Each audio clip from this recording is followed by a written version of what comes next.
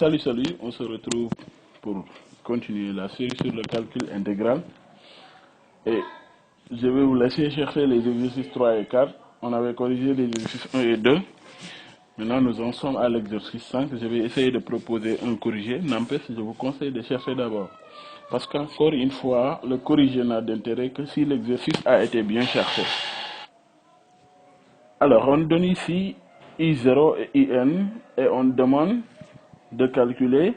À la première question, on a mis là-bas IN, mais c'est plutôt I1. On demande de calculer I1. Ici, au lieu de N, c'est 1. Alors, pour calculer I1, on va dans IN. Partout où on voit N, on remplace ça par 1.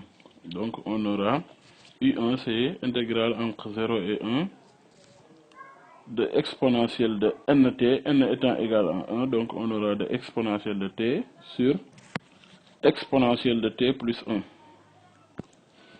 Et comme pour la vidéo précédente, ici on a une forme fractionnaire, donc il faut penser à chaque fois à la forme u' sur u à la puissance n ou bien u' sur u. Maintenant, si nous posons ce qui est au dénominateur comme étant égal à u égale à exponentielle de t plus 1, dans ce cas, u' va donner tout simplement exponentielle de t, parce que la dérivée de l'exponentielle c'est elle-même la dérivée d'une constante, c'est 0, donc ici la dérivée de 1 vaut 0. Et on voit bien qu'on a la forme u' sur u. Donc cette intégrale, c'est égal à ln de valeur absolue de e de t plus 1. Maintenant, puisqu'on le prend entre deux valeurs positives, donc inutile de mettre la valeur absolue.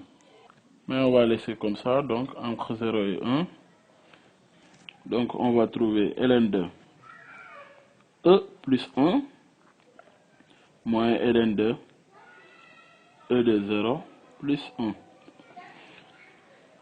Maintenant, exponentielle de 0 c'est 1, 1 plus 1 ça donne 2. Finalement, on trouve que I1 égale ln de e plus 1 plus ln de 2, moins ln de 2, autant pour moi.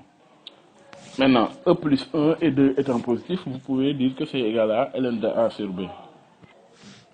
Donc, voilà le résultat du calcul de I1. On demande aussi de calculer I0 plus I1. Alors, on y va. Donc, voici I0. I1, comme tout à l'heure, c'est exponentielle de t sur exponentielle de t plus 1, intégrale entre 0 et 1 de exponentielle de t sur exponentielle de t plus 1. Donc, I1 égale.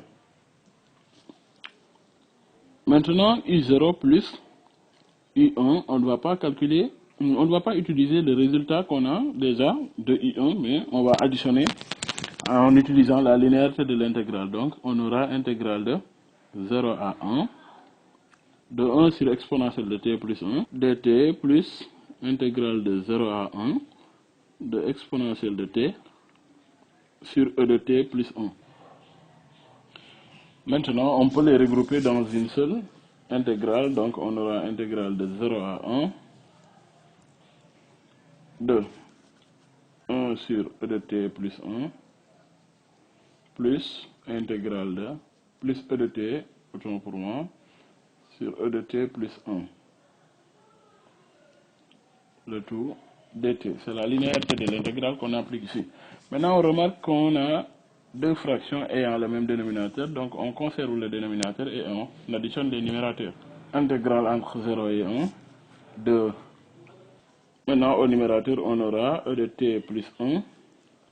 Et au dénominateur, aussi, on aura e de t plus 1.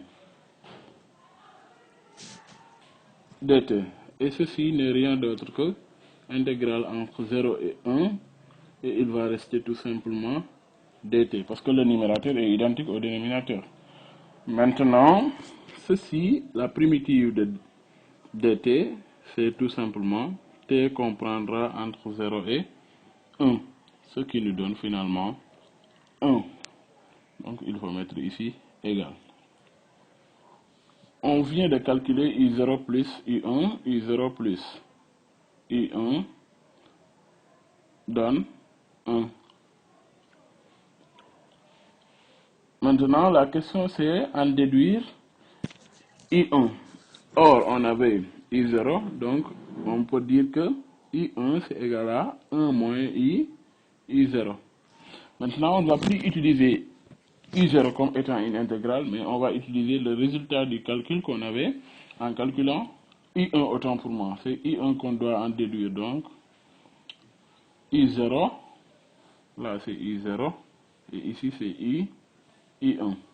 Donc on aura finalement I0, c'est égal à 1 moins ln2 E plus 1 plus ln2 2. C'est ça. Maintenant, à la deuxième question, on demande de calculer UN plus 1 et UN. Donc, c'est UN plus 1 plus UN. Au lieu de R, donc c'est plus. Deuxième question, calculons UN plus 1 plus UN. Donc, 2, UN plus 1, UN plus 1. C'est égal à, on recopie, IN c'est intégrale de 0 à 1 de exponentielle de NT sur E de T plus 1 dt plus IN plus 1 maintenant c'est intégrale entre 0 et 1 de exponentielle de N plus 1 facteur de T sur E de T plus 1 dt. Et là aussi on applique la linéarité de l'intégrale, on aura intégrale entre 0 et 1. Maintenant, les deux fractions ayant le même dénominateur, on aura exponentielle de nt plus exponentielle de n plus 1 t, excusez-moi, maintenant divisé par exponentielle de t plus 1. Maintenant, le tout dt. Maintenant, je vais factoriser par exponentielle de nt. Au numérateur, bien sûr. Toujours, on aura in plus 1 égale. Donc, c'est égal à intégrale entre 0 et 1. Et là, je peux factoriser par exponentielle de nt. Exponentielle de nt, donc il va rester exponentielle de t plus 1 divisé par exponentielle de t plus 1 dt. Donc, retenez que exponentielle de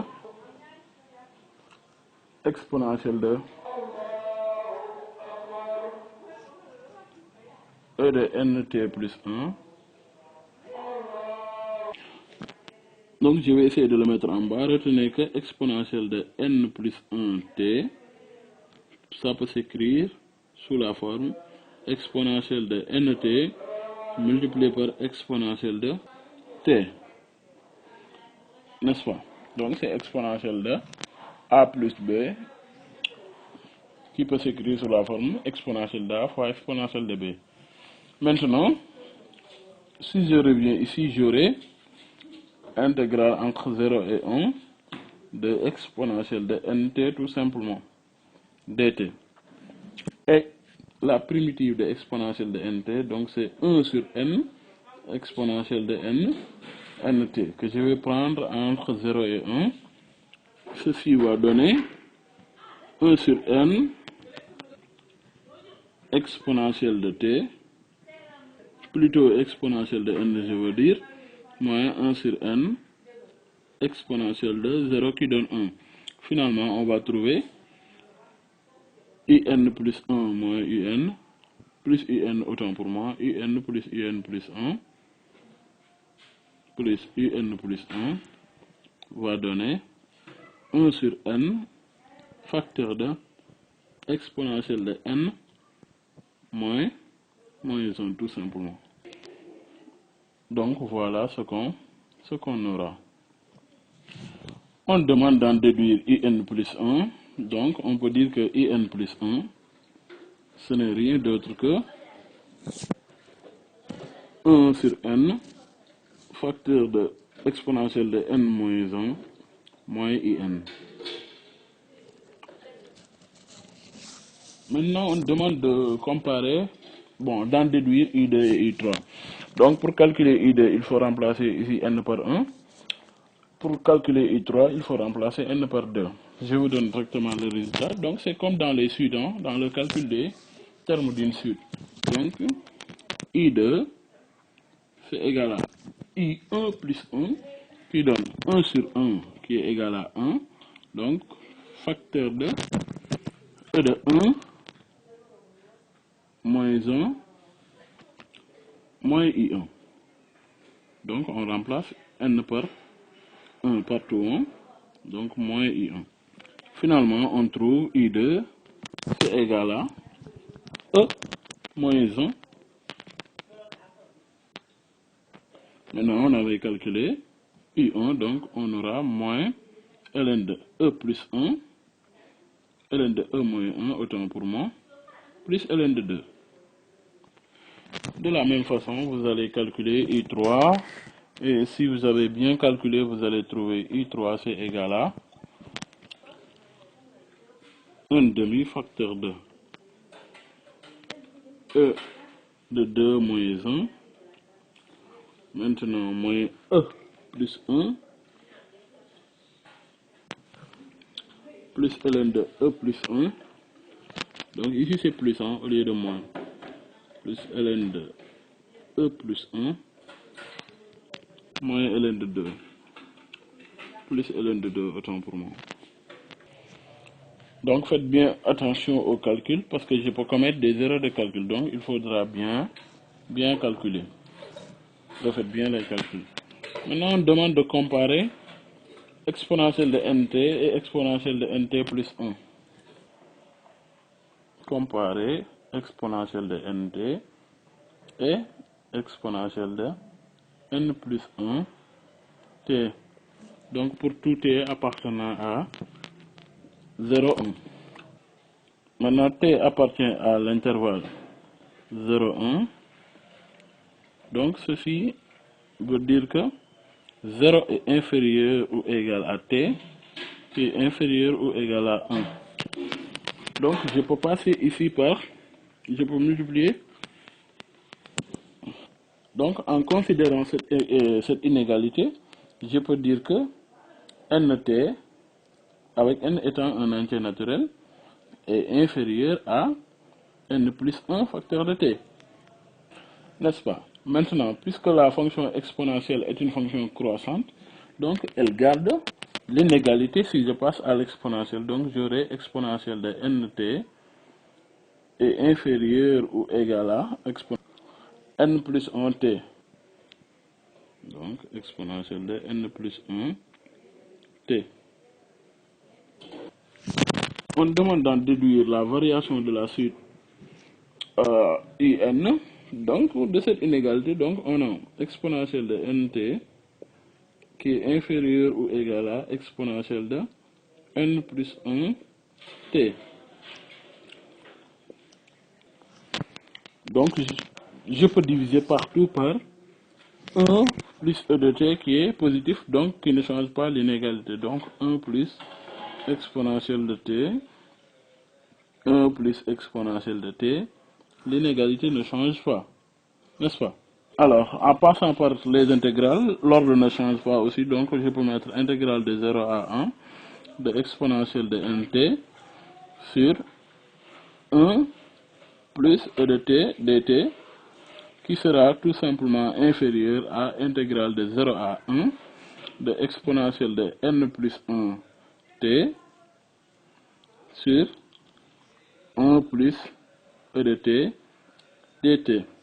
Maintenant, ce terme-là représente in, celui-ci représente in plus 1.